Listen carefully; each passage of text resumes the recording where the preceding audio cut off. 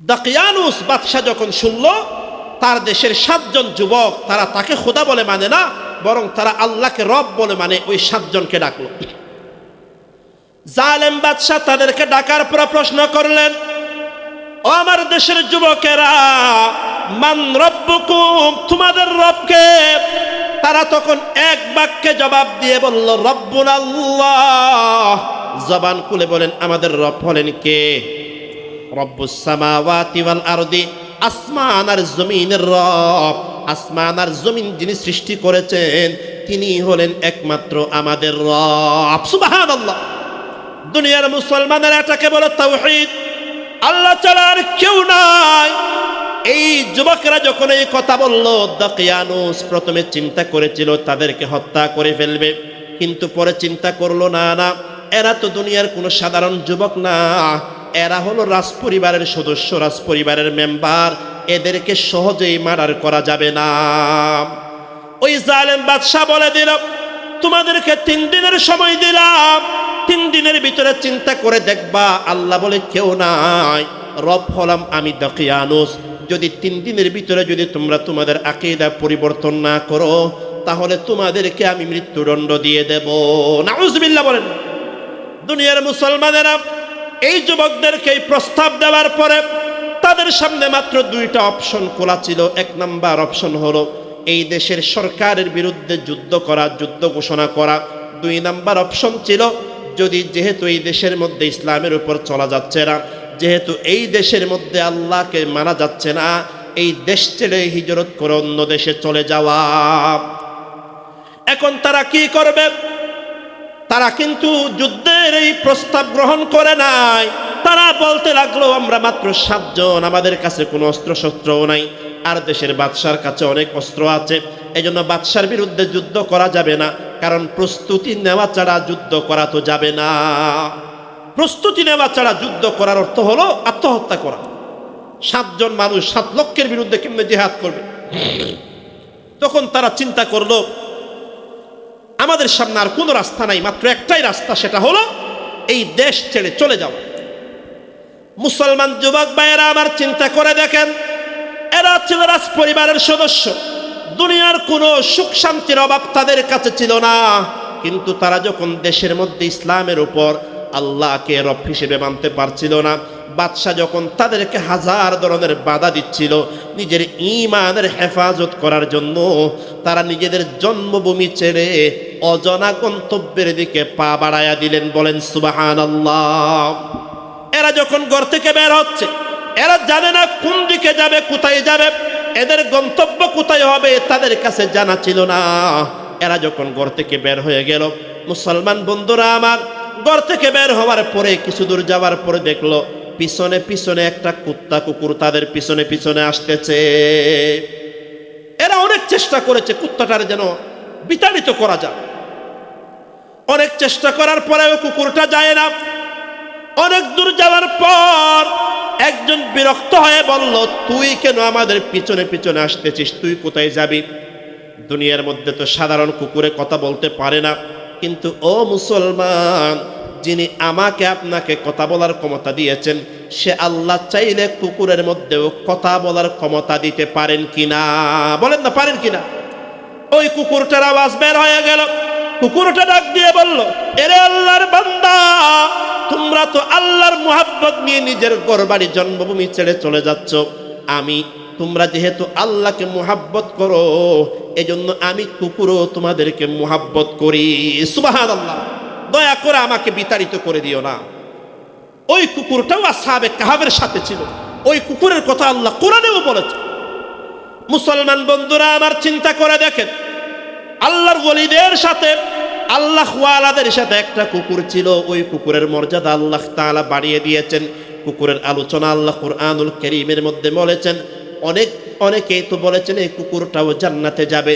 দুনিয়ার মধ্যে একটা সাধারণ কুকুর যদি আল্লাহ ওয়ালাদের সাথে থাকার কারণে এত দামি হয়ে যায়, যার দাম, যার কথা আল্লাহ তাআলা কুরআনুল কারীমের মধ্যে উল্লেখ করে দিয়েছেন, চিন্তা করে দেখেন, আমি আপনিও যদি আল্লাহ ওয়ালাদের সাথে থাকতে পারি, আমি আপনিও যদি আল্লাহ ওয়ালাদের সোহবতের মধ্যে থাকতে পারি, আমাকে আপনাকেও দুনিয়ার জমিনে দামি এবং মর্যাদা সম্পন্ন বানায়া দিবেন কে? أما بعد فأعوذ بالله من الشيطان الرجيم بسم الله الرحمن الرحيم إذ أوى الفتية إلى الكهف فقالوا ربنا آتنا من لدنك رحمة وهيئ لنا من أمرنا رشدا.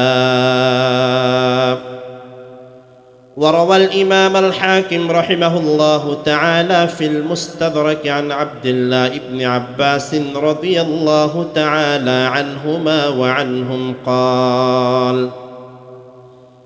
قال رسول الله صلى الله عليه وسلم لرجل وهو يعظه: اغتنم خمسا قبل خمس، شبابك قبل هرمك، وصحتك قبل مرضك، وفراغك قبل شغلك، وغناك قبل فقرك، وحياتك قبل موتك.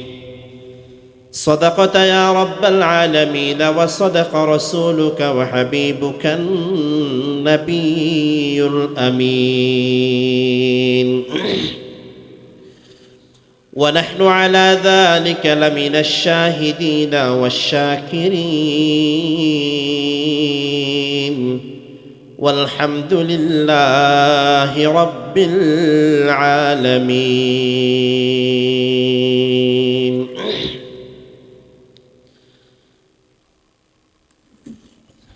আলহামদুলিল্লাহ সুম্মা আলহামদুলিল্লাহ।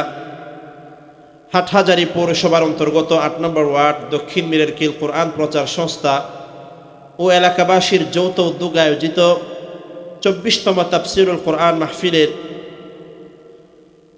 মাগরিবের পরের এই বরকতময় অধিবেশনের সম্মানিত সভাপতি উস্তাদুল আসাতিজা ঐতিহ্যবাহী আল জামিয়াতুল ইসলামিয়া কাসিমুল উলুম চারিয়া মাদ্রাসার সম্মানিত মুহতামিম হযরতুল আল্লামা মাওলানা উসমান সাঈদী সাহেব হাফিজাহুল্লাহু তাআলা ওয়া রাআ সহ উপস্থিত সম্মানিত উলামায়ে কেরাম, মুরব্বিয়ান ইজাম, যুবক যুবক ভাইয়েরা, পর্দার অন্তরালে সম্মানিতা শ্রদ্ধেয়া মা ও বোনেরা, মহান রব্বুল আলামিন আমাদেরকে দুনিয়ার সমস্ত কাজকর্ম থেকে অবসর হয়ে কোরআনের মাহফিলে জান্নাতের বাগানে আসার এবং বসার তৌফিক দান করেছেন। এজন্য আমরা সকলেই মহান মালিকের দরবারে জবান খুলে উচ্চকণ্ঠে শুকরিয়া আদায় করে বলি আলহামদুলিল্লাহ। আপনারা কি মাহফিলে আসার কারণে খুশি না বেজা? আপনাদের আলহামদুলিল্লাহ বলার আওয়াজ শুনে মনে হচ্ছে বেজা। আলহামদুলিল্লাহ বললে আল্লাহ খুশি হবেন না বেজার হবেন? আল্লাহ তাআলা যদি খুশি হয়ে থাকেন, আপনারাও যদি খুশি অবস্থায় আছেন, তাহলে আরেকবার কষ্ট করে জবান খুলে সকলে বলবো আলহামদুলিল্লাহ। অনেক ভাইয়েরা রাস্তাঘাটে দাঁড়িয়ে আছেন, রাস্তা দিয়ে গাড়ি আসা যাচ্ছে না। অনেক দোকানপাট, আল্লাহর বান্দারা রাস্তায় দাঁড়িয়ে আছে। বাদামের দোকান, চনাবুটের দোকান, এগুলো তো আগামীকালও পাওয়া যাবে। আগামীকাল কি ভাই দোকানে বাদাম চনাবুট শেষ হয়ে যাবে? আগামীকাল সব কিছু পাওয়া যাবে, কিন্তু এই মাহফিল কি আগামীকাল পাওয়া যাবে ভাই? জবান খুলে বলেন পাওয়া যাবে? এজন্য যত ভাইয়েরা অযথা রাস্তাঘাটে দাঁড়িয়ে আছে, মেহেরবানি করে কোরআনের মাহফিলের সৌন্দর্য রক্ষা করার জন্য আল্লাহ তাআলা আমাদের সবাইকে কোরআনের মাহফিলের এই প্যান্ডেলে এসে বসার তৌফিক দান করেন। জবান খুলে বলেন আমিন। প্রিয় হাজরিন, আমি মনে করি এই মাহফিলটা একটি চমৎকার মাহফিল, অনুসরণীয় মাহফিল, অনুকরণীয় মাহফিল। কারণ এই মাহফিলে কোন বক্তা কোন বিষয়ে আলোচনা করবেন, কতক্ষণ পর্যন্ত আলোচনা করবেন, সবগুলো ঠিক করে দেওয়া আছে। আমাদের দেশে অনেক মাহফিল হয়, কিন্তু বক্তাদেরকে কোনো বিষয় দেওয়া হয় না, যার কারণে কি হয়, দেখা যায় ৩-৪ জন বক্তা একই বিষয়ে আলোচনা করেন, কারণ আগে বিষয় দেওয়া হয় না। কিন্তু এই মাহফিল আলহামদুলিল্লাহ খুবই চমৎকার। ওনাদের কার্যক্রম, ওনাদের অ্যাক্টিভিটিস অনেক আগে থেকে বক্তাদের সাথে যোগাযোগ করে বিষয় নির্ধারণ করে দেওয়া হয়েছে। জুমার পর থেকে ধারাবাহিকভাবে আলোচনা আরম্ভ হয়েছে। দেশের সেরা সেরা উলামায়ে কেরামদেরকে দাওয়াত দেওয়া হয়েছে। সকলেই নির্দিষ্ট বিষয়ের উপর, টপিক্সের উপর কথা বলেছেন। এশারের পরেও অনেক বড় বড় উলামায়ে কেরামরা আসবেন, বয়ান করবেন ইনশাআল্লাহ। আমরা সকলেই বয়ানগুলো আমল করার নিয়তে, নিজেদের জীবনকে পরিবর্তন করার নিয়তে শুনবো। আল্লাহ তাআলা সবাইকে তৌফিক দান করেন, জবান খুলে বলেন আমিন। আমাকেও বিষয় দেওয়া হয়েছে যুবকদের সম্পর্কে। আমাদের যেই ইউথ জেনারেশন আছে, যুবক ভাইদের সম্পর্কে কিছু আলোচনা করার জন্য কথা বলা হয়েছে। এজন্য আমি কুরআনুল কারীমের সূরা কাহফের একটা আয়াতে কারীমা, রাসূলুল্লাহ সাল্লাল্লাহু আলাইহি ওয়াসাল্লামের একটা হাদিস শরীফ তিলাওয়াত করেছি। এই আয়াত এবং হাদিসকে সামনে রেখে অল্প আলোচনা আল্লাহ তাআলা যেন আমাকে করার তৌফিক দান করেন। আমরা যারা শ্রোতা হিসেবে বসেছি, আল্লাহ তাআলা আমাদেরকে শুনে বুঝে আমল করার তৌফিক দান করেন, জবান খুলে বলেন আমিন।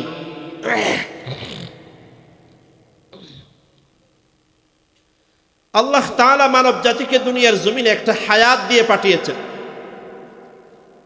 আমাদের কারো কাছে আনলিমিটেড হায়াত নাই, লিমিটেড একটা হায়াত নিয়ে দুনিয়াতে এসেছি। 40 বছর, 50, 60, 70 বছর। আমাদের হায়াতকে মোটা দাগে 3 ভাগে ভাগ করা যায়। একটা হলো আমাদের বাল্যকাল, যখন আমরা অপ্রাপ্ত বয়স্ক ছিলাম, ছোট ছিলাম, শিশু ছিলাম, কিশোর ছিলাম। আরেকটা হলো আমাদের যৌবনকাল, যখন আমরা যুবক হয়েছি, শক্তিশালী হয়েছি। আরেকটা হলো আমাদের বৃদ্ধকাল, যখন মানুষ 45-50-এর বেশি বয়স্ক হয়ে যায়, বৃদ্ধ হয়ে যায়। এই 3টা সময় আল্লাহ তাআলা আমাদেরকে দিয়েছে। বাল্যকালে মানুষ বুঝে না, ইবাদত করার বয়স হয় না, ওই সময় সে ইবাদত করতে পারে না। বৃদ্ধকালে মানুষ দুর্বল হয়ে যায়, অসুস্থ হয়ে যায়, মনে চাইলেও যে কোনো কাজ করতে পারে না, নানান সমস্যার কারণ। তাহলে আমাদের বাল্যকালটাও আমাদের দুর্বলতার সময়, বৃদ্ধকালটাও আমাদের দুর্বলতার সময়। মাঝখানে আছে একটা যৌবনকাল। যুবক অবস্থায় আমাদের যে হায়াত আছে মানুষের জীবনে, এটাই হলো পরিপূর্ণ জীবনকে উপভোগ করা, কাজে লাগানোর সময় হলো যৌবনকাল। ওই সময়টা মানুষের কাছে শক্তি থাকে, এনার্জি থাকে, পাওয়ার থাকে, যা মনে চায় তা করতে পারে। এজন্য একজন মানুষের জীবনের পরিপূর্ণ সময় হলো তার যৌবনকাল। এজন্য ইসলামের মধ্যেও এই যৌবনকালকে আল্লাহর হাবিব সাল্লাল্লাহু আলাইহি ওয়াসাল্লাম সবচেয়ে বেশি গুরুত্ব আরোপ করেছেন। বলেন সুবহানাল্লাহ। আমাদের ইসলাম ধর্মের মধ্যেও যৌবনকালকে সর্বাধিক গুরুত্ব দেওয়া হয়েছে। আল্লাহর হাবিব সাল্লাল্লাহু আলাইহি ওয়াসাল্লাম যেখানেই মানুষের হায়াতের কথা বলেছেন, মানুষের লাইফের কথা উচ্চারণ করেছেন, আলোচনা করেছেন, আল্লাহর হাবিব সাথে সাথে জীবনের সাথে সাথে যৌবনকালের কথা আলাদাভাবে উল্লেখ করেছেন।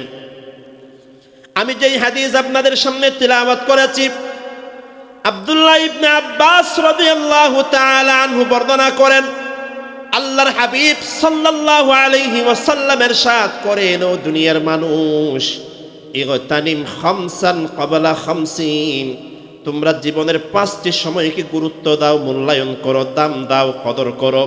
ক্বাবলা খামসিন, 5টা সময় আসার আগে 5টা সময়ের দাম দাও। 5টা সময় থাকা অবস্থায় আর 5টা সময় আসার আগে আগে তুমি তোমার জীবনের এই 5টা মুহূর্তকে দাম দাও। 1 নম্বরে আল্লাহর হাবিব বললেন, শাবাবাকা ক্বাবলা হারামিক। 1 নম্বর, তুমি যে যুবক অবস্থায় আছো, তোমার যে যৌবনকাল আছে, যৌবনকালকে তুমি মূল্যায়ন করো, দাম দাও। ক্বাবলা হারামিক, একদিন তুমি বৃদ্ধ হয়ে যাবে, বয়স্ক হয়ে যাবে। বৃদ্ধ হওয়ার আগে আগে, বুড়া হওয়ার আগে আগে তুমি তোমার যৌবনকালের গুরুত্ব দাও। আল্লাহর হাবিব 2 নম্বরে বললেন, ওয়াসিহাতাকা ক্বাবলা মারাজিক, আজকে তুমি সুস্থ আছো, আজকে তুমি সুস্থ অবস্থায় আছো, এই অবস্থার তুমি দাম দাও। কারণ যখন তুমি অসুস্থ হয়ে যাবা, কঠিন রোগে আক্রান্ত হয়ে যাবা, ওই সময় কোনো কাজ করতে চাইলেও করতে পারবা না। এজন্য সুস্থ থাকা অবস্থায়, অসুস্থ হওয়ার আগে তুমি এই সময়টারে দাম দাও। এরপর আল্লাহর হাবিব 3 নম্বরে বললেন, ওয়া ফারাগাকা ক্বাবলা শুগলিক, আজকে আপনি ফ্রি আছেন, আপনার হাতে ফ্রি টাইম আছে, আপনি অবসর সময় আপনার হাতে আছে। আল্লাহর হাবিব বললেন ফারাগাকা, তুমি তোমার ফ্রি সময়টাকে দাম দাও, কারণ এমন একদিন আসবে তুমি ব্যস্ত হয়ে যাবা, বিজি হয়ে যাবা, অনেক কাজ করতে মন চাইবে কিন্তু তোমার হাতে সময় থাকবে না। তোমার এলাকার মধ্যে মাহফিল হবে, মনে চায় এলাকার মাহফিলে আধা ঘন্টা বয়ান শুনি, দেশের সেরা সেরা উলামায়ে কেরামরা বয়ান করবেন, তাদের আলোচনা শুনতে মনে চায়, কিন্তু আপনার হাতে সময় থাকবে না, মনে চাইলেও বয়ান শুনতে পারবেন না আপনার হাতে সময় না থাকার কারণে। এজন্য আল্লাহর হাবিব বললেন যখন তোমার হাতে ফ্রি টাইম থাকবে ওই সময়টাকে তুমি গুরুত্ব দাও। 4 নাম্বার আল্লাহর হাবিব বললেন ওয়াগনাকা ক্বাবলা ফাকরিক, আজকে তুমি দুনিয়া আছো, তোমার হাতে সম্পদ আছে, টাকা পয়সা আছে, এই ধনাঢ্য অবস্থা সচ্ছল অবস্থার তুমি দাম দাও, গুরুত্ব দাও, কারণ একদিন এমন আসবে তোমার দান করতে মনে চাইবে, আল্লাহর রাস্তার মধ্যে দান করতে মনে চাইবে, কিন্তু দান করার মতো সামর্থ্য তোমার হাতের মধ্যে থাকবে না। আল্লাহর হাবিব বললেন সচ্ছলতাকে দাম দাও, অসচ্ছল হওয়ার আগে আল্লাহর রাস্তার মধ্যে দান সদকা করতে মনে চাইলে করে নাও। এরপর আল্লাহর হাবিব 5 নম্বরে বললেন ওয়াহায়াতাক ক্বাবলা মাউতিক, ও দুনিয়ার ঈমানদার, তুমি তোমার লাইফের দাম দাও, জীবনের দাম দাও, একদিন তোমার মরণ চলে আসবে, মরতে হবে তোমাকে, তার মধ্যে কোনো সন্দেহ নাই। জীবন থাকা অবস্থায় তুমি তোমার জীবনের দাম দাও, মৃত্যুর কুলে ডলে পড়লে তোমার আর কোনো কাজ করার সুযোগ থাকবে না। এজন্য আল্লাহর হাবিব বললেন দুনিয়ার জমিনে 5টা সময় লা ইলাহা ইল্লাল্লাহ, লা ইলাহা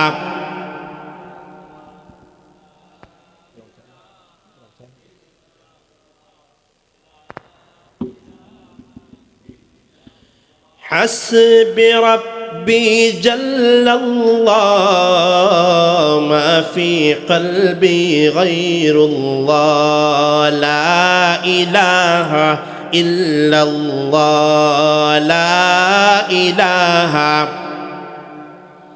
बता हमको तेरी राह किस तरफ है, तेरी राह पर चला हमको खुदाया बुज़ुर्गी की नहीं हमको ज़रूरत, गुलाम अपना बना हमको खुदाया, ला इलाहा जुरे, ला इलाहा इल्लल्लाह, ला इलाहा, ला इलाहा ইল্লাল্লাহু মুহাম্মাদুর রাসূলুল্লাহ। মুহাব্বত নিয়ে বলি সাল্লাল্লাহু আলাইহি ওয়াসাল্লাম।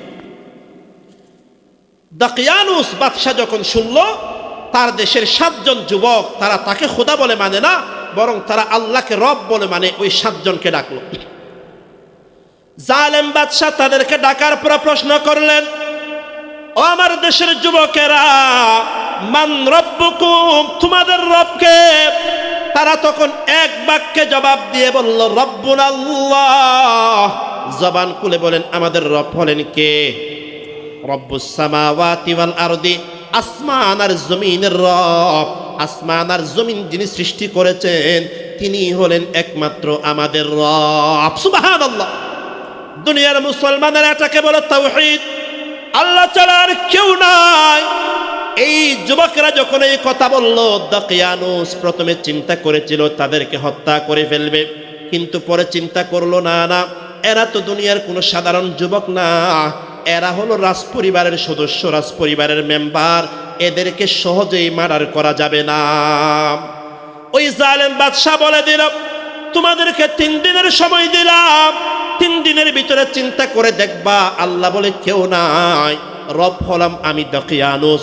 যদি 3 দিনের ভিতরে যদি তোমরা তোমাদের আকীদা পরিবর্তন না করো তাহলে তোমাদেরকে আমি মৃত্যুদণ্ড দিয়ে দেব। নাউজুবিল্লাহ বলেন। দুনিয়ার মুসলমানেরা এই যুবকদেরকে এই প্রস্তাব দেওয়ার পরে তাদের সামনে মাত্র দুইটা অপশন খোলা ছিল। এক নাম্বার অপশন হলো এই দেশের সরকারের বিরুদ্ধে যুদ্ধ করা, যুদ্ধ ঘোষণা করা।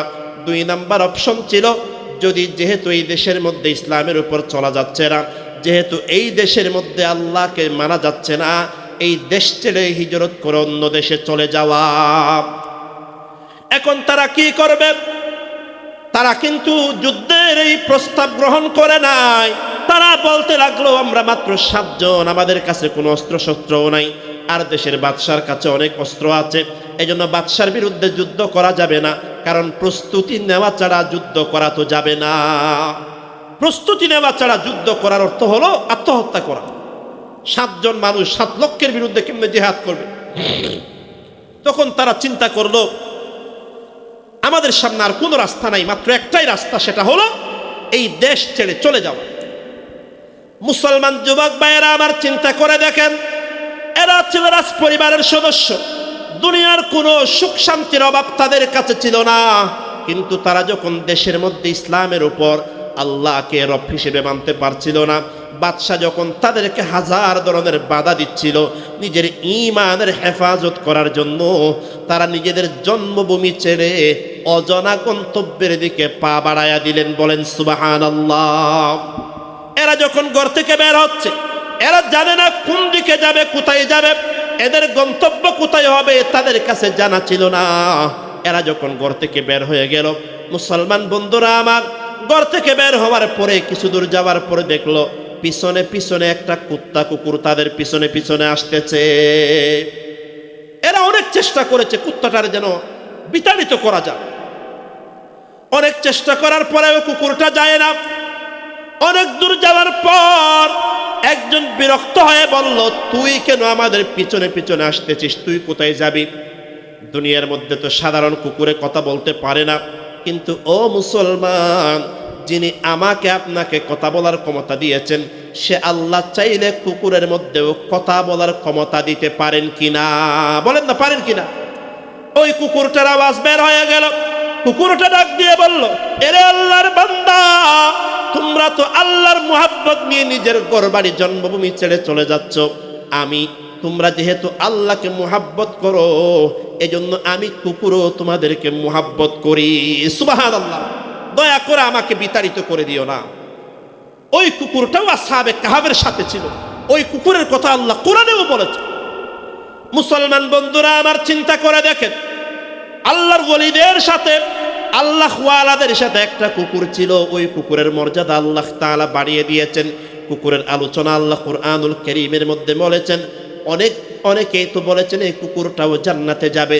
দুনিয়ার মধ্যে একটা সাধারণ কুকুর যদি আল্লাহ ওয়ালাদের সাথে থাকার কারণে এত দামি হয়ে যায়, যার দাম, যার কথা আল্লাহ তাআলা কুরআনুল কারীমের মধ্যে উল্লেখ করে দিয়েছেন, চিন্তা করে দেখেন, আমি আপনিও যদি আল্লাহ ওয়ালাদের সাথে থাকতে পারি, আমি আপনিও যদি আল্লাহ ওয়ালাদের সোহবতের মধ্যে থাকতে পারি, আমাকে আপনাকেও দুনিয়ার জমিনে দামি এবং মর্যাদা সম্পন্ন বানায়া দিবেন কে? আল্লাহ তাআলা বলেছেন, ইয়া আইয়ুহাল্লাযীনা আমানুত্তাকুল্লাহ ওয়া কুনু মা'আস সাদিকিন। আল্লাহকে ভয় করো, সাদিকিনদের সাথে থাকো, সত্যবাদীদের সাথে থাকো, আল্লাহর ওলিদের সাথে থাকো। আল্লাহর যারা হক্কানি উলামায়ে কেরামের সোহবতে বসো, উলামায়ে কেরামের সাথে থাকবেন, ওলি আল্লাহদের সাথে থাকবেন। থাকার কারণে আমাদেরকেও দামি বানায়া দিবেন কে? ওই কুকুরটাও যেতে লাগলো। তাফসীরের মধ্যে আছে, যাইতে যাইতে যখন তারা ক্লান্ত হয়ে গেল, ক্লান্ত হওয়ার পর একটা গুহা দেখার পরে তারা গুহার মধ্যে প্রবেশ করলেন। গুহার মধ্যে রাত কাটানোর জন্য গুহার ভিতরে প্রবেশ করলেন। গুহার ভিতরে প্রবেশ করার পর এরা ঘুমিয়ে গেলেন, শুয়ে পড়লেন। ও দুনিয়ার মুসলমান, শুয়ে পড়ার পর ও আল্লাহ তাআলা শুয়ে পড়ার পরে তাদেরকে এমন একটা ঘুম দিলেন, যে ঘুমের মধ্যে তারা 1 ঘন্টা 2 ঘন্টা নয়, 1 দিন 2 দিন নয়, আল্লাহ তাআলা বলেন, ওয়ালাবিথু ফি কাফিহিম 300, এরা ওই গর্তের ভিতরে 300 বছর, 309 বছর সময় এক ঘুমের মধ্যে কাটায়া দিল। সুবহানাল্লাহ বলেন না? এমন ভাবে আল্লাহ তাদের চোখে ঘুম দিয়ে দিছেন, 1 দিন 2 দিন নয়, 1 বছর 2 বছর নয়, 100 বছর 200 বছর নয়, আল্লাহ বলেন একাধারে 309 বছর ঘুমিয়েছিল। বলেন আল্লাহু আকবার। কুকুরটা ছিল গুহার বুকের মধ্যে, কোনো মানুষ যদি সেদিকে আসতো ওই কুকুরের বয়ে চলে যেত।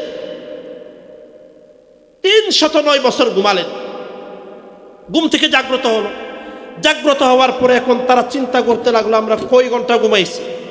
এরা যখন ঘুমাইছিল তখন ছিল রাত্রেবেলা, ঘুম থেকে যখন উঠছে তখন ছিল সকালবেলা। তখন একজনে বলতেছে মনে হয় আমরা রাত্রে ঘুমাইছি সকালে উঠছি 7-8 ঘন্টা হবে। আরেকজন বলে না মিয়া আধা দিন হবে। আরেকজন বলে একদিন তো অবশ্যই হবে। তাদের মধ্যে যখন বিতর্ক হয়ে গেল, একজনে বলল আল্লাহু আ'লামু বিমা লাবিসু। এরে ভাই, কই দিন ঘুমাইছি তা নিয়ে বিতর্ক করার দরকার নাই, আল্লাহ ভালো জানেন কতদিন ঘুমাইছি। আর আল্লাহ বলেন এরা ওই গুহার মধ্যে 1 দিন 2 দিন 1 বছর 2 বছর নয়, 100 বছর 200 বছর নয়, 309 বছর ঘুমাইয়াছিলেন। বলেন আল্লাহু আকবার। এতদিন পর্যন্ত ঘুমাইয়াছিলেন, ঘুম থেকে ওঠার পরে এখন এদের ক্ষুধা লাগছে, কি করবে? একজনের টাকা দিছে, বলে বাজার থেকে খাবার নিয়ে। চিন্তা করে দেখেন যে খাবার নিয়ে যে টাকা নিয়ে বের হয়েছিল 309 বছর আগে, ওই টাকা পকেট থেকে বের করে দিছে, বলে বাজার থেকে খাবার নিয়ে। আমাদের দেশের যে টাকা, এই টাকা যদি আপনি 10 দিন পকেটে রাখেন, এই টাকা এটা দেখবেন সিরে কি অবস্থা হয়ে গেছে। এই টাকা যদি আপনি 1 বছর পকেটে রাখেন, এটা তো টাকা থাকবে না, ময়লা হয়ে যাবে। তা আমাদের এই টাকার কোনো দাম নাই, এগুলো একটা কাগজ। বাংলাদেশ সরকার যদি আজকে বলে যে বাংলাদেশের যত কাগজের টাকা আছে সব ব্যান করে দেওয়া হলো, এই কাগজের কোনো দাম আছে? এই জন্য এগুলো আসলে মূল টাকা না, মূল টাকা হলো স্বর্ণ আর রূপা।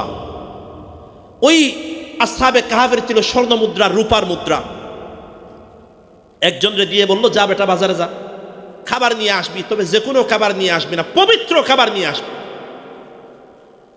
ও হাটহাজারীর মুসলমানেরা, আজকে আমরা মনে করি ইসলাম অর্থ শুধু নামাজ পড়া, রোজা রাখা।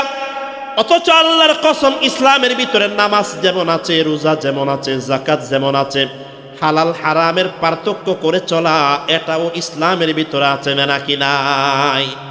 যেই বান্দা যতদিন পর্যন্ত আমি আপনি হালাল হারামের পার্থক্য করব না, হারাম থেকে যদি বাঁচতে না পারি, আমাদের কোনো নামাজ আল্লাহর দরবারে কবুল হবে না, আমাদের দোয়া আল্লাহর দরবারে কবুল হবে না। আমাদের যাবতীয় ইবাদত আল্লাহর দরবারে কবুল হওয়ার অন্যতম শর্ত হলো আমাদেরকে হালাল দিয়ে জীবন যাপন করতে হবে।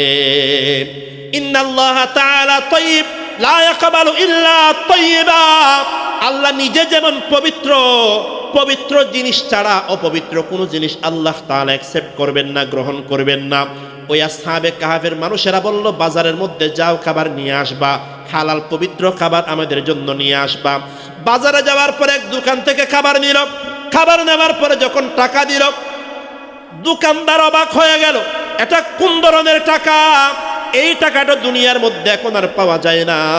1 বছর 2 বছর আগের টাকা তো না, 309 বছর আগের টাকা। এখন যদি চিন্তা করেন আপনাদের হাটহাজারী বাজারে কোনো কাস্টমার দোকান থেকে বাজার করার পরে এমন একটা টাকা দিছে, এই টাকা দেখার পরে দোকানদারের চোখ তো এত বড় বড় হয়ে গেল, এই টাকা তো আমিও দেখি নাই, আমার বাপ দাদাও দেখে নাই, 14 গোষ্ঠীও দেখে নাই, এই টাকা তুমি কই পাইলা? এই ধরনের স্বর্ণ যদি আমাদের গ্রামে কেউ পায়, তখন বলে এ বেটা মাল পাইছে। কি পাইছে? এ মাল পাইছে। বাজারে সবাই মিলে যুবকটারে ধরছে, এই বেটা তুই কি পাইছিস, কি মাল পাইছিস বল, আমাদেরকেও দেওয়া লাগবে। সবাই মিলে বাদশার কাছে নিয়ে গেছে।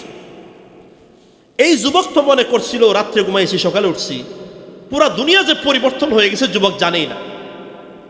বাদশার দরবারে যাওয়ার পরে তার চোখ বড় বড় হয়ে গেল। কিরে, আমরা তো এই জালেম বাদশার কাছ থেকে, জুলুম থেকে বাঁচার জন্য পালিয়ে গিয়েছিলাম, হিজরত করেছিলাম, যে বাদশার নাম ছিল দকিয়ানুস, এই বাদশা তো নাই। বাদশার দরবার তো অন্য ধরনের হয়ে গেছে। আরেকজন বাদশা বসে আছে, ওই বাদশার উপরে তো লেখা আছে লা ইলাহা ইল্লাল্লাহ ঈসা রুহুল্লাহ। এই বাদশা তো দেখি ঈসা আলাইহিস সালামকে মানে। এটা ছিল ঈসা আলাইহিস সালামের জমানার ঘটনা, ঈসা আলাইহিস সালামের উম্মত ছিল তারা। এই বেটা অবাক হয়ে গেছে, যুবক চিন্তা করতে লাগলো কি হয়ে গেল। বাদশা বলল তুমি কে বলো? ওই যুবক অনেক চেষ্টা করেছে নিজের পরিচয় গোপন রাখার জন্য, কিন্তু সে আর পরিচয় গোপন রাখতে পারে না। সে বলে দিল আমরা আজকের মানুষ না, অনেক দিন আগে আমরা এই দেশ থেকে পালিয়ে গিয়েছিলাম আমাদের ঈমানের হেফাজত করার জন্য। মুসলমান ভাইয়েরা আমার খুব ভালো করে শুনবেন, ওই যুগের মধ্যে যারা ছিলেন তারা সবাই খ্রিস্টান ছিলেন, সত্যিকার ধর্মের অনুসারী ছিলেন, তারা সবাই খ্রিস্টান ছিলেন, কিন্তু তারা শরীয়তের একটা মাসআলাকে বিশ্বাস করতো না। ওই মাসআলার নাম ছিল আখিরাত। তারা পরকালকে বিশ্বাস করতো না। তারা বলতো মানুষ মারা যাওয়ার পর আবার জীবিত হবে, দ্বিতীয়বার আল্লাহ আবার জীবিত করবেন, এটা কখনো সম্ভব না। একটা মানুষ মারা যাওয়ার পরে তার শরীরটা তো পচে যাবে, মাটি হয়ে যাবে, মাটি হওয়ার পর তাদেরকে আবার আল্লাহ কিভাবে জিন্দা করবেন? ওই দেশের মানুষেরা এটা বিশ্বাস করতো না। ওই যুবক যখন বলল আমরা আজ থেকে 300 বছর আগে পাহাড়ের গুহার মধ্যে ঘুমিয়েছিলাম, এতদিন পর্যন্ত ঘুমের ভিতরে ছিলাম, মাত্র আজকে সকালে আমাদের ঘুম ভাঙেছে, আমরা জাগ্রত হয়েছি। এই কথা শোনার পর বাদশার দরবারে যারা ছিলেন তারা সবাই চিন্তা করতে লাগলেন, আল্লাহ তাআলা যদি কিছু মানুষকে যদি 300 বছর পর্যন্ত খাবার ব্যতীত, পানি ব্যতীত 300 বছর পর্যন্ত যদি জীবিত রাখতে পারেন, ওই আল্লাহ মারা যাবার 1000 বছর পরে আবার দ্বিতীয়বার জীবিত করার ক্ষমতাও তো ওই আল্লাহর কাছে আছে। সুবহানাল্লাহ বলেন। আল্লাহ তাআলা মাত্র 7 জন যুবকের মাধ্যমে ওই দেশের মধ্যে লাখ লাখ খ্রিস্টান যারা ছিল, যারা পরিপূর্ণ খ্রিস্টান ছিল না, যারা পরকাল বিশ্বাস করতো না, মাত্র 7 জন যুবকের মাধ্যমে আল্লাহ তাআলা ওই দেশের মধ্যে যারা যারা পরকাল বিশ্বাস করতো না, তারা পরকালের উপর বিশ্বাস করে আবার পরিপূর্ণভাবে খ্রিস্টান হয়ে গেলেন। বলেন সুবহানাল্লাহ। ওই জামানার মধ্যে খ্রিস্টান ধর্ম সত্য ধর্ম ছিল। তাহলে মুসলমান বাদশা ওই যুবককে নিয়ে ওই গুহার মধ্যে গেলেন। গুহার মধ্যে যাওয়ার পরে 7 যুবকের সাথে তার দেখা সাক্ষাৎ হলো। বাদশা তাদের সাথে মুলাকাত করলেন আর বললেন, ও যুবক, আর গর্তের ভিতরে বসবাস করার প্রয়োজন নাই, ওই জালেম বাদশাকে আল্লাহ তাআলা ধ্বংস করে দিয়েছেন, তোমরা আমার সাথে শহরের মধ্যে চলো। ওই যুবকেরা বলল, বাদশা আমাদের আর যাবার দরকার নাই, আমরা যে গুহার মধ্যে ছিলাম ওই গুহার মধ্যে আমরা ভালো আছি, আমরা আর শহরে টাউনে যাওয়ার প্রয়োজন নাই। তাফসীরের মধ্যে আছে ওই 7 জন যুবক আবার গুহার মধ্যে শুয়ে পড়লেন। শুয়ে পড়ার পর আল্লাহ তাআলা ওই জায়গার মধ্যে তাদের মরণ দিয়ে দিলেন। তারা মারা যাওয়ার পরে তাদেরকে ওই গুহার মধ্যে দাফন করা হলো। দাফন করার পর তাদের স্মৃতির কথা স্মরণ রাখার জন্য ওই জামানার বাদশা ওই জায়গার মধ্যে একটা মসজিদ নির্মাণ করে দিলেন। বলেন সুবহানাল্লাহ। উলামায়ে কেরাম এই ঘটনার থেকে অনেকগুলো শিক্ষার কথা বলেছেন। ও দুনিয়ার যুবক, খুব ভালো করে শুনবেন, যেই 7 জন যুবকের কথা বলেছি, এই যুবকের নাম কি ছিল? তাফসীরের মধ্যে, সহিহ তাফসীরের মধ্যে পাওয়া যায় না, সহিহ কোনো হাদিসের মধ্যে ওই 7 যুবকের নাম পাওয়া যায় না। এই বাদশার নামটাও পাওয়া যায় না, কুকুরের নামটাও পাওয়া যায় না। তবে কিছু দুর্বল বর্ণনার মধ্যে পাওয়া যায় ওই জালেম বাদশার নাম ছিল দাকিয়ানুস। যে কুকুর ওই 7 যুবকের সাথে ছিল, ওই কুকুরের নাম ছিল কিতমির। আর এই 7 যুবকের নাম কি ছিল? এগুলো আজকের নাম না, এগুলো 3000 বছর আগের নাম। এক বর্ণনায় আছে, ইবনে কাসিরের মধ্যে আছে, 5ম খণ্ডে 576 নম্বর পৃষ্ঠার মধ্যে আছে। 7 যুবকের নাম হলো, একটার নাম ছিল মুফসালমিনা, আবার 2 নাম্বার তামলিখা মাপতুনুস, 4 নাম্বার সুনুনুস, 5ম নাম্বার সারিনুতুস, আর 6 নাম্বার জুনাওয়াস, 7ম নাম্বার কায়াস্তাতি ইউনুস। ভালো করে স্মরণ রাখবেন যুবকদের নাম কি ছিল, এটা আমাদের মূল বিষয় না। মূল বিষয় হলো এই যুবকদের কাহিনী, কোন কারণে এই যুবকরা রাজবংশের সদস্য হওয়ার পরেও এরা গুহার মধ্যে আশ্রয় নিয়েছিল, এটাই হলো মূল আলোচ্য বিষয়। ও দুনিয়ার যুবক ভাইয়েরা, খুব ভালো করে শুনেন, এই সূরার নাম হলো সূরা কাহাফ।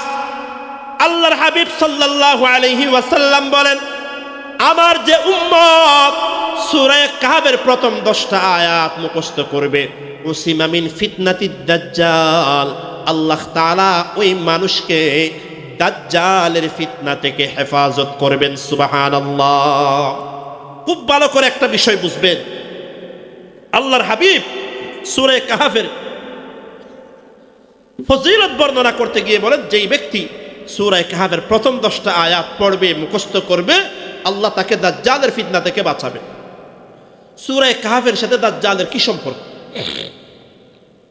মুফাসসিরিনে কেরাম বলেছেন, সূরা কাহাফের সাথে দাজ্জালের গভীর সম্পর্ক আছে। দাজ্জালের ফিতনার গভীর সম্পর্ক আছে। এটা হলো এই সূরা হলো আল্লাহ এই সূরার ভিতরে যেই আসহাবে কাহাফের ঘটনা বর্ণনা করেছেন, আসহাবে কাহাফের সবগুলা ঘটনা আখির জামানার মধ্যেও পাওয়া যায়। এজন্য মুফাসসিরিনে কেরাম সূরা কাহাফের অনেকগুলা শিক্ষণীয় বিষয় বলেছেন। এক নাম্বার শিক্ষণীয় বিষয় হলো এই যুগের মধ্যে সবগুলার অবস্থা হবে আসহাবে কাহাফের মতো। আসহাবে কাহাফের মধ্যে যেমন জালেম বাদশা দাকিয়ানুস নিজেকে খোদা বলে দাবি করত, তার দেশের সবগুলা ব্যবস্থা যেমন গডলেস ছিল, তার মধ্যে যেমন আল্লাহর কোনো আলোচনা ছিল না, তারা যেমন নাস্তিক ছিল, কিয়ামতের আগে এমন একটা মানুষ আল্লাহর জমিনে আসবে, এমন একটা জামানা আসবে যেই জামানার মানুষদের অবস্থা হবে আসহাবে কাহাফের মতো। ওই জামানার মধ্যে যেমন নাম কাওয়াজতে মানুষ মুসলমান ছিল, কাজের মুসলমান ছিল না, আখির জামানার মধ্যে এমন অবস্থা হবে আমি আপনি নামের মুসলমান, কাজের বেলায় ইসলামের কোনো গুণাগুণ আমাদের ভিতরে পাওয়া যায় না। ঠিক না? বড় করে বলেন না। আমরা যদিও বা নাম দিয়েছি আমরা মুসলমান, আমার নাম আব্দুল্লাহ, কিন্তু আমি মনে করি ইসলাম ধর্মটাকে মনে করি শুধু মসজিদের ধর্ম, মসজিদের ভিতরে ইসলামটা মানব, মসজিদ থেকে বের হওয়ার পর আমি ইসলাম মানব না। আমার ঘরের মধ্যে বিয়ে শাদীর অনুষ্ঠান হচ্ছে, বিয়ে শাদীর অনুষ্ঠানের মধ্যে যত ধরনের আল্লাহর নাফরমানি আছে, নাচ গান থেকে নিয়ে, বেপরদা থেকে নিয়ে, যত নাফরমানি হতে পারে, যৌতুক থেকে নিয়ে, সবগুলা নাফরমানির অনুষ্ঠান আমার বিয়ের মধ্যে হয়। যদি বলা হয় বিয়ের মধ্যে কেন নাচ গানের অনুষ্ঠান, তখন আমি বলি বিয়ের মধ্যে তো ইসলাম নাই। নাউজুবিল্লাহ বলেন। আমরা মনে করি ইসলাম মানে শুধু নামাজ পড়া। ও দুনিয়ার মুসলমান, আসহাবে কাহাফের সময় যেমন সব কিছু থেকে ইসলামকে বাদ দিয়ে ফেলেছিল, এই জমানার অবস্থাও তেমন হয়েছে। আমাদের শিক্ষানীতির দিকে তাকায়া দেখেন, শিক্ষানীতির ভিতরে এমন সবগুলা বিষয় ঢুকিয়ে দেওয়া হয়েছে। কোনো ছেলে যদি স্কুলে পড়ে, কলেজে পড়ে, ভার্সিটিতে পড়ে, আল্লাহর কসম দিনে দিনে আমার মুসলমান ছেলে মেয়েগুলা দিন দিন তারা খ্রিস্টান হয়ে যাবে, হিন্দু হয়ে যাবে। ঠিক কিনা বড় করে বলেন না। মুসলমান ভাইয়েরা আমার সব ডিপার্টমেন্টের দিকে তাকান, রাজনীতির দিকে তাকায়া দেখেন। দুনিয়ার মানুষ বলে ধর্মের মধ্যে কেন রাজনীতি টেনে নিয়ে আসেন? ও দুনিয়ার মুসলমান, অথচ আমরা বলি, আমরা বিশ্বাস করতে হবে এই কথা, জন্মের পর থেকে মরণ পর্যন্ত আমার জীবনের যত প্রবলেম আছে, সমস্যা আছে, সব সমস্যার সমাধান দুনিয়ার আর কোনো ধর্মে না থাকলেও একটা ধর্মের মধ্যে সব সমস্যার সমাধান আছে। ওই ধর্মের নাম হলো একমাত্র ইসলাম। ঠিক না? বড় করে বলেন না।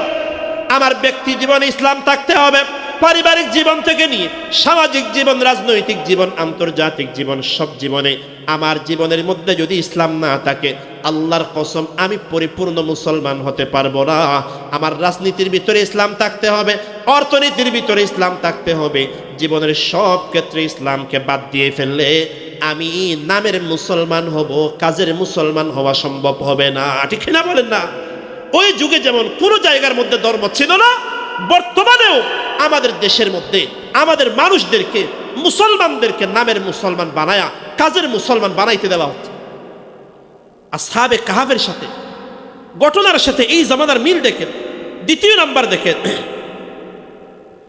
ওই যুগের মধ্যে যেমন বাদশার আমলে লাখ লাখ মানুষ বাদশাকে খোদা বলে বিশ্বাস করে নিয়েছিল, শুধুমাত্র যারা তাওহীদের উপরে টিকে ছিল, ইন্নাহুম ফিতিয়াতুন, তারা ছিল অল্প সংখ্যক মানুষ। আল্লাহ তাআলা বুঝাইয়া দিলেন কিয়ামতের আগে এমন একটা জামানা আসবে অধিকাংশ মানুষ ইসলাম ধর্মের অনুসারী হবে না, আবার যারা ইসলাম ধর্মের অনুসারী হবে তারাও প্রকৃত মুসলমান সবাই হবে না। এখন পৃথিবীতে মুসলমান বেশি না অন্য ধর্মের মানুষ বেশি? ভাই, মাত্র 200 কোটি মুসলমান আছে, 600 কোটি মতো খ্রিস্টান, হিন্দু, বৌদ্ধ, অন্য ধর্মের মানুষ। আবার যারা 200 কোটি মুসলমান আমরা আছি, কাজের মুসলমান কই কোটি পাওয়া যাবে? খেয়াল করে দেখেন, আজকে ফিলিস্তিনের জমিনে লাখ লাখ মুসলমানদেরকে হত্যা করা হচ্ছে। 200 কোটি মুসলমান 1 কোটি ইহুদির বিরুদ্ধে কিছুই করার ক্ষমতা আমাদের ভিতরে নেই। ঠিক না? বড় করে বলেন না। আমরা নামের মুসলমান, কাজের বেলায় আমাদের কিচ্ছু নাই।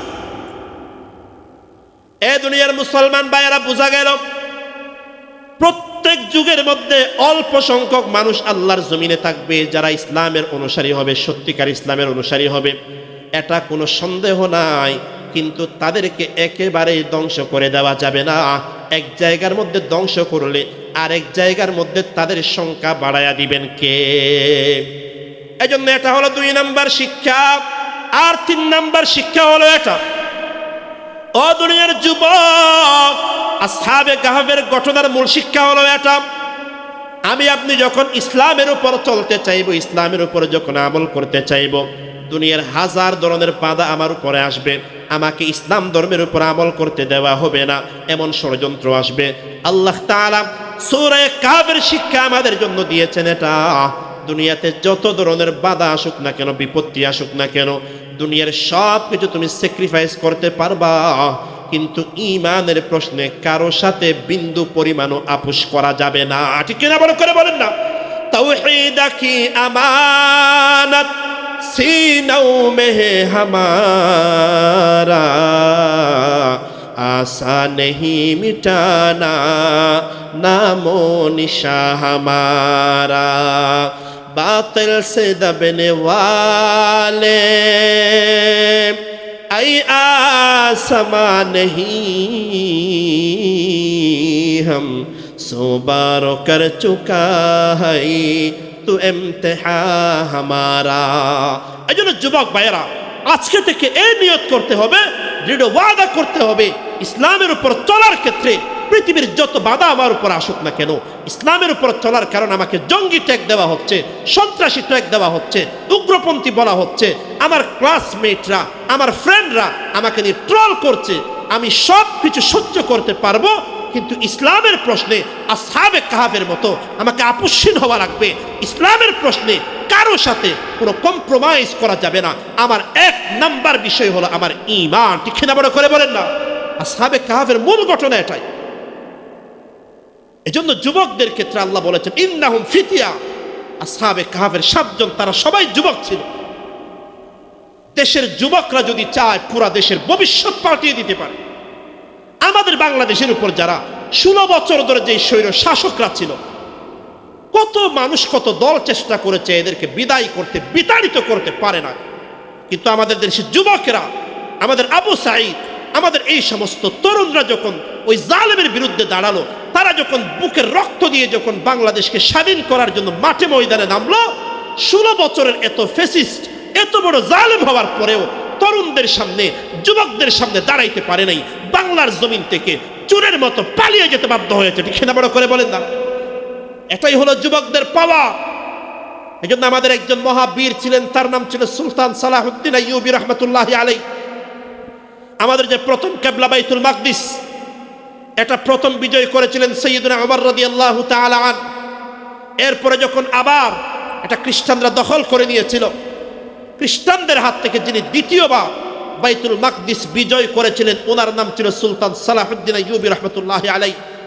বর্তমান সময়ে আমরা মুসলমানরা তৃতীয় আরেকজন সুলতান সালাহুদ্দিনের জন্য অপেক্ষায় আছি, যার হাত ধরে মুসলমানরা আবার, ফিলিস্তিনের মুসলমানরা আবার আমাদের প্রথম কিবলা বাইতুল মাকদিসকে ইসরায়েলের হাত থেকে, নেতানিয়াহুর হাত থেকে, জালিমদের হাত থেকে আবার মুসলমানদের হাতে ফিরিয়ে দিবেন। এমন জমিনে, আল্লাহর জমিনে এমন বীর বাহাদুর আল্লাহ অবশ্যই পাঠাবেন। ঠিক না বড় করে বলেন না? ও যুবক, আমাদেরকে তৈরি হতে হবে। কিছু যুবক দুনিয়াতে এমন থাকবে যাদের মাধ্যমে আল্লাহ পুরো দুনিয়ার চিত্রটাই পাল্টে দিবে। চিত্র, দুনিয়ার অবস্থা পাল্টে দেওয়ার ক্ষমতা আল্লাহ যুবকদের ভিতরে দিয়েছেন। এটা বৃদ্ধদের ভিতরে আল্লাহ দেন, এটা দুনিয়ার স্বাভাবিক নিয়ম এটা। এজন্য 3 নাম্বার বিষয়, প্রিয় হাজিরিন, আরেকটা গুরুত্বপূর্ণ বিষয় হলো যে আসহাবে কাহফের মানুষেরা ছিলেন, এরা সবাই ছিলেন রাজবংশের মানুষ, উচ্চ পদস্থ কর্মকর্তা। বোঝা গেল সমাজের মধ্যে যারা উচ্চ পদে থাকবেন, মেম্বার, চেয়ারম্যান থেকে নিয়ে পুলিশ, বিজিবি, র্যাব, প্রশাসনে যারা থাকবেন, এরা যদি সৎ এবং ভালো মানুষ হয়ে যায়, দেশের অবস্থা পাল্টাইতে দেরি লাগে না। ঠিক না বড় করে বলেন না?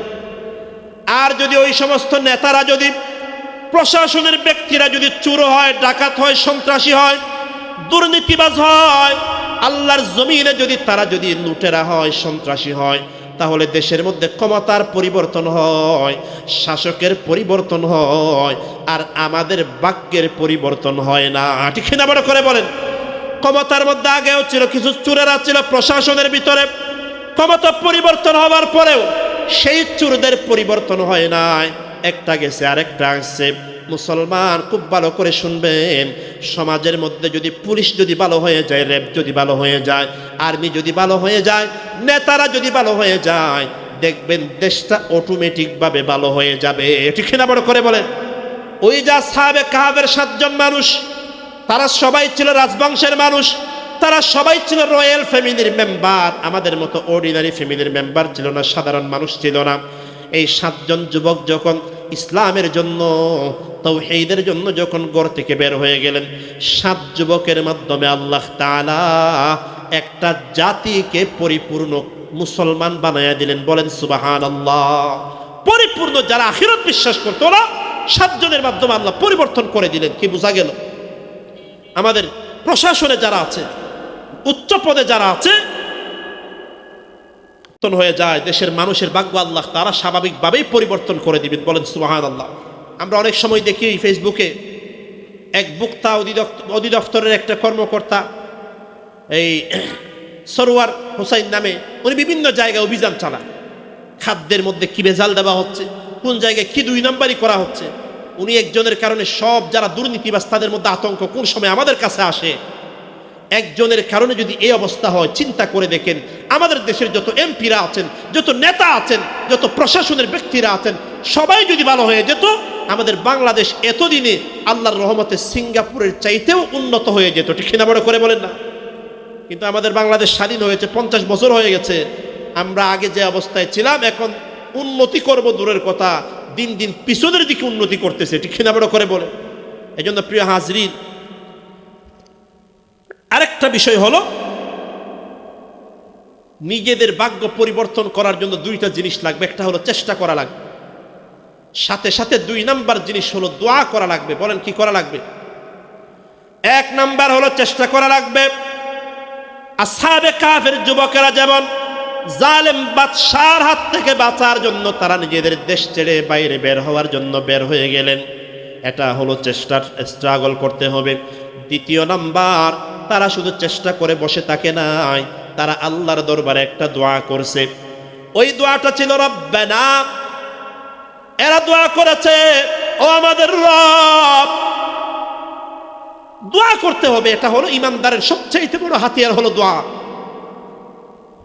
রব্বানা আতিনা মিন লাদুনকা রাহমা, হে আমাদের রব, আপনি আমাদেরকে আপনার পক্ষ থেকে স্পেশাল রহমত দান করে দেন। ওয়াহাইয়্যি লানা মিন আমরিনা রাশাদা, আমাদের জন্য হেদায়েতের রাস্তাকে আপনি সহজ করে দেন, হেদায়েতের রাস্তা আমাদের জন্য প্রশস্ত করে দেন। আওয়াজ দিয়ে বলেন, হেদায়েত দেওয়ার মালিক হলেন কে? দুনিয়াতে কাউকে হেদায়েত দিতে পারেন শুধু একজন, তিনি হলেন কে? ও দুনিয়ার মুসলমান, এজন্য চেষ্টাও করতে হবে, আল্লাহর দরবারে দোয়াও করতে হবে। চেষ্টা না করলেও কাজ হবে না। শুধু দোয়া করলাম, হাত পা বেঁধে বসে থাকলাম, কাজ হবে না। আবার শুধুমাত্র চেষ্টা করলাম, দোয়া করলাম না, তাও কাজ হবে না। দোয়াও করতে হবে, চেষ্টাও করতে হবে। তারপরে আমাদের জন্য হেদায়েতের রাস্তা খুলে দিবেন কে? অনেক সময় আমরা এমন বিপদের মধ্যে পড়ে যাই, চতুর্দিকে তাকায়া দেখি গুনার গুনাহ, গুনাহ থেকে বাঁচার কোনো উপায় নাই। ও আল্লাহর বান্দা, এমন সময় আমার জন্য আপনার জন্য করণীয় কি জানেন? আরেকজন যুবকের সংক্ষিপ্ত ঘটনা আপনাদেরকে শোনাই। আরেক যুবকের নাম ছিল সাইয়্যিদুনা ইউসুফ আলাইহিস সালাতু ওয়াস সালাম, জলিলুল কদর একজন পয়গম্বর। ইউসুফ আলাইহিস সালাতু ওয়াস সালাম একবার এমন বিপদের মধ্যে পড়ে গেলেন। উনার যে মালিক ছিল জুলাইখা, ওই জুলাইখা অনেক দিন ধরে ষড়যন্ত্রের মধ্যে ছিল, চেষ্টার মধ্যে ছিল, কিভাবে যুবক ইউসুফকে একা পাওয়া যাবে, নির্জন পাওয়া যাবে। একা পাওয়া যাওয়ার পর যুবক ইউসুফের সাথে কেমনে গুনার কাজ করা যাবে। অনেক চেষ্টা করার পরেও কোনো রাস্তা পায় না। একদিন কিতাবের মধ্যে আছে, জুলাইখা, ইউসুফ পয়গম্বর তো কোনো নবী হন নাই, উনাকে ডাকলেন, ও ইউসুফ, আমার সাথে ঘরের উপরের তলায় চলো। ইউসুফকে নিয়ে জুলাইখা ঘরের উপরের তলায় চলে গেলেন। উপরের তলায় যাওয়ার সময় সবগুলা দরজার মধ্যে বড় বড় তালা মেরে দেওয়া হলো। বড় বড় তালা মেরে দেওয়ার পর একটা গোপন কামরার মধ্যে নিয়ে গেলেন, নির্জন কামরার মধ্যে নিয়ে গেলেন। নির্জন কামরার মধ্যে নেওয়ার পর জুলাইখা মনে মনে চিন্তা করতে লাগলো, সারা জীবন যেই নিয়ত করেছিলাম ইউসুফের সাথে একান্তে সময় কাটাবো, আজকে তো সেই সুবর্ণ সুযোগ আমার সামনে চলে এসেছে। ও যুবক ভাইয়েরা, খুব ভালো করে শুনবেন। জুলাইখা ডাক দিয়ে বলল, ইউসুফ, অনেক দিন ধরে আশায় ছিলাম তোমার সাথে নির্জনে সময় কাটাবো। ও ইউসুফ, দুনিয়ার কেউ আমাদের কামরার মধ্যে নাই, দুনিয়ার কেউ আমাকে তোমাকে দেখবে না, নির্জন সময়, এখানে আর কেউ নাই। ও ইউসুফ, আসো আমার সাথে গুনার কাজ করো, জেনার কাজ করো। আওয়াজ দিয়ে বলেন নাউজুবিল্লাহ। ইউসুফ আলাইহিস সালাম বড় বিপদের মধ্যে পড়ে গেলেন। ও দুনিয়ার যুবক, ইউসুফ আমার মতো আপনার মতো একজন যুবক, তখনও কিন্তু নবী হন নাই, তখনও নবুয়ত প্রাপ্ত হন নাই। ইউসুফ আলাইহিস সালাতু ওয়াস সালাম ওই বিপদের সময়ে চিন্তা করে দেখেন, আমি আপনি থাকলে কি অবস্থা হতো। একটা বিশ্ব সুন্দরী যদি জেনার দাওয়াত দিত, কয়জন পুরুষ আল্লাহর জমিনে আছে ওই জেনার প্রস্তাবটা ফিরিয়ে দিতে পারবে এমন কয়জন আছে? ইউসুফ আলাইহিস সালামকে এই প্রস্তাব দেওয়ার পর ইউসুফ আলাইহিস সালাতু ওয়াস সালাম মনে মনে চিন্তা করতে লাগলেন কি করা যায়। মনে মনে চিন্তা করতে লাগলেন কি করা যায়। মনে মনে বলতে লাগলেন, ইন্নাহু রব্বি, দুনিয়ার মধ্যে যদিও বা এমন একটা নির্জন কামরার মধ্যে আছি যেখানে দুনিয়ার কেউ দেখবে না, দুনিয়ার কোনো সিসি ক্যামেরার মধ্যে রেকর্ড হবে না, পুলিশও দেখবে না, গোয়েন্দা বাহিনীও দেখবে না, কিন্তু কেউ না দেখলে কি হবে, এই গোপন কামরার মধ্যেও আমাকে একজনে দেখবেন। তিনি হলেন কে? আওয়াজ দিয়ে বলেন না, তিনি হলেন কে? দুনিয়ার যা কেউ দেখে না তাও দেখার ক্ষমতা আছে কার? দুনিয়ার যা কেউ শুনে না তাও শোনার ক্ষমতা আছে কার? তখন ইউসুফ আলাইহিস সালাম মনে মনে চিন্তা করতে লাগলেন কি করা যায়। এমন সময় ইউসুফ আলাইহিস সালাতু ওয়াস সালাম যে চেয়ারের উপরে বসা ছিলেন, দরজার মধ্যে বড় বড় তালা মেরে দেওয়া হয়েছে। ইউসুফ পয়গম্বর আল্লাহর কাছে দোয়া করতে লাগলেন, ও আল্লাহ, ও আরশে আজিমের মালিক আল্লাহ, এখন তো আমার সামনে গুনাহ করা ছাড়া কোনো উপায় নাই, দয়া করে আপনি আমাকে গুনাহ থেকে বাঁচার একটা রাস্তা বের করে দেন। ইউসুফ পয়গম্বর মনে মনে চিন্তা করলেন, আমি তো দোয়া করেছি, আমার কাছে যা সামর্থ্য আছে চেষ্টা করতে হবে, আমাকে তো চেষ্টা করতে হবে। তিনি যে চেয়ারের মধ্যে বসা ছিলেন, তিনি চিন্তা করলেন, আমি যদিও বা দরজার তালা ভাঙতে পারবো না, কিন্তু চেয়ার থেকে দাঁড়ায়া দরজা পর্যন্ত যাওয়ার ক্ষমতা তো আমার কাছে আছে।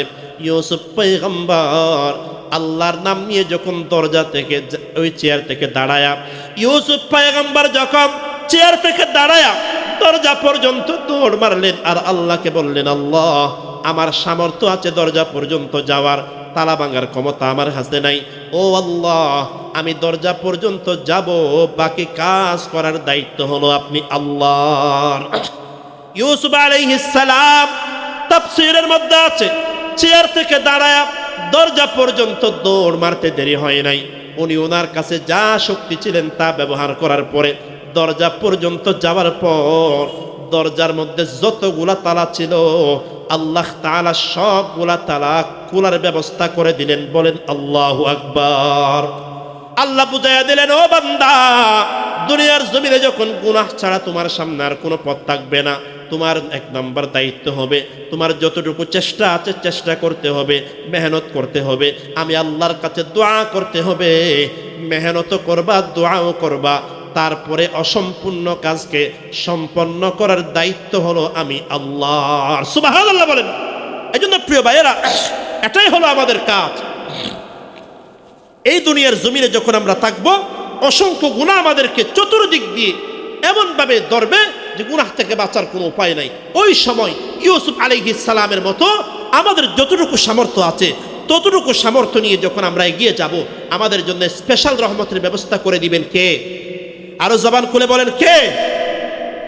এরপরে সূরা কাহাফের ভিতরে ওই যুবকদের ভিতরে আর একটা বড় শিক্ষা হলো এটা, দুনিয়ার সব অবস্থায় যখন সবগুলা দরজা বন্ধ হয়ে যায়, এমন সময়ও মুসলমান নৈরাশ হওয়া যাবে না, আশা ছাড়া যাবে না। এমন সময় তাওয়াক্কুল এবং ভরসা করতে হবে একজনের উপর। আওয়াজ দিয়ে বলেন তিনি হলেন কে? আল্লাহ তাআলা বলেছেন, ওয়ামান ইয়াতাওয়াক্কাল আলাল্লাহ ফাহুয়া হাসবুহু। যেই বান্দা আল্লাহর উপর ভরসা করবে আল্লাহ তাআলা তার জন্য যথেষ্ট হয়ে যাবেন। অনেক সময় দেখা যায় দুনিয়ার সবগুলা দরজা বন্ধ হয়ে গেছে, দুনিয়ার কেউ আপনাকে সাহায্য করতে চায় না।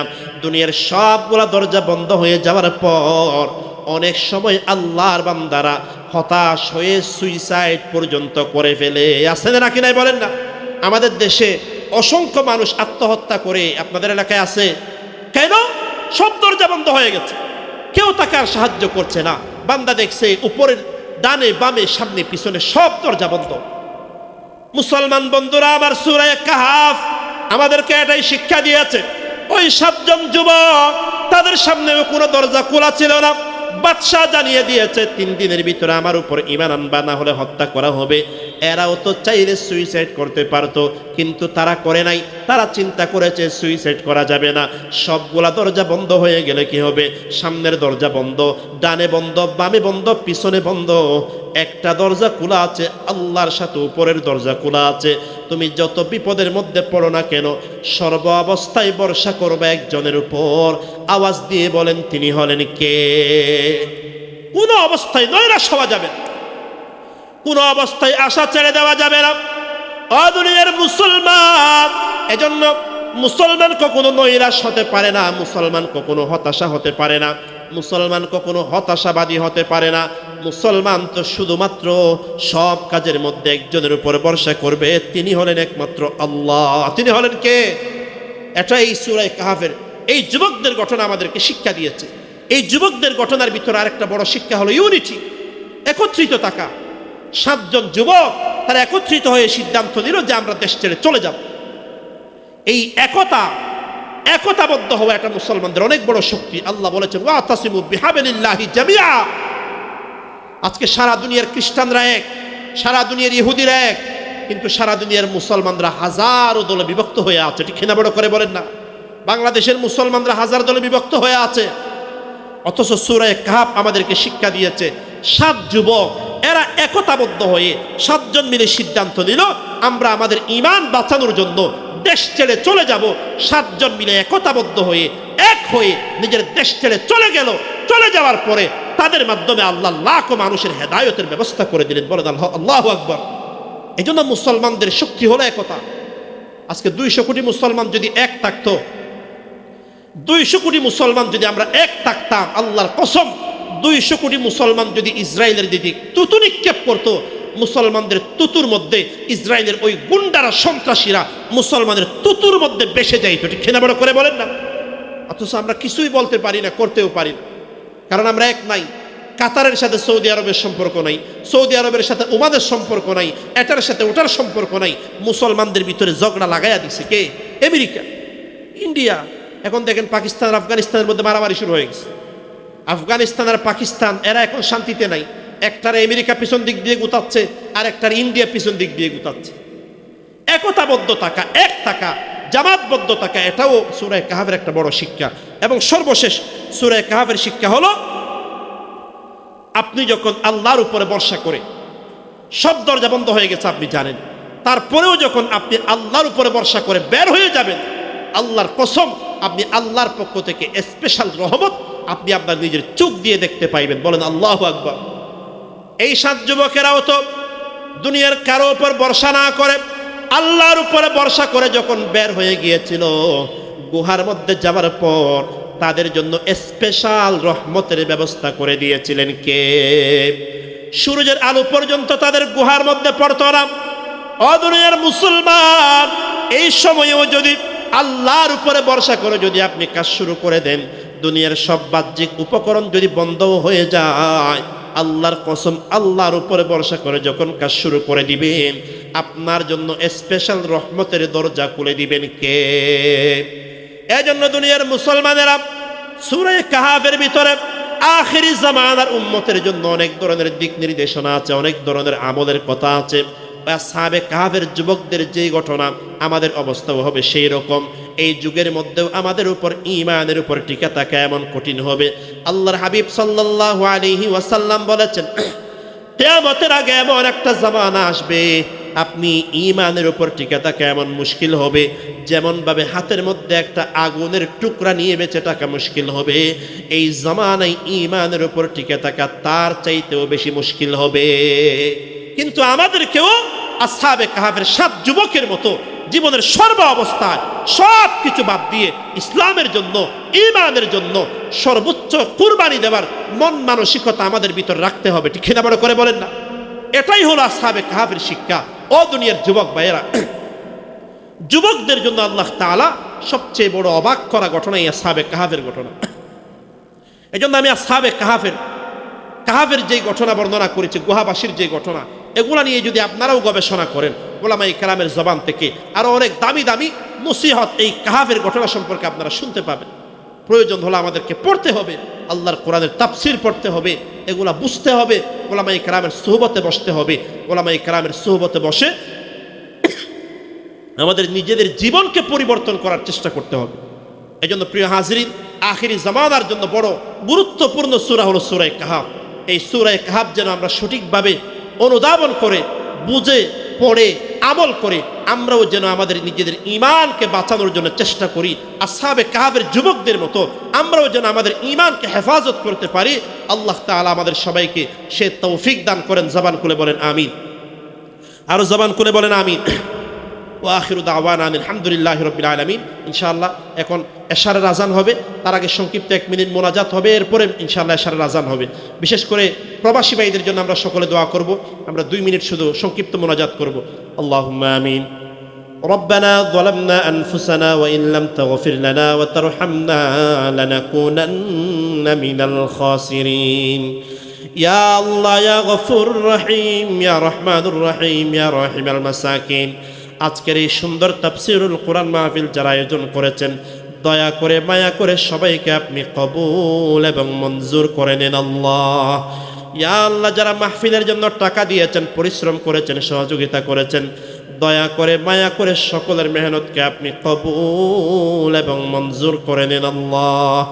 ইয়া আল্লাহ, বিশেষ করে প্রবাসী ভাইয়েরা আল্লাহ টাকা পয়সা দিয়ে সহযোগিতা করেছেন, মাথার গাম পায়ের মধ্যে ফেলে যে টাকা ইনকাম করেন ওই টাকা দিয়ে সহযোগিতা করেছেন, দয়া করে মায়া করে প্রবাসী ভাই বোনদের আয় রোজগারে বরকতের ফয়সালা করে দেন আল্লাহ।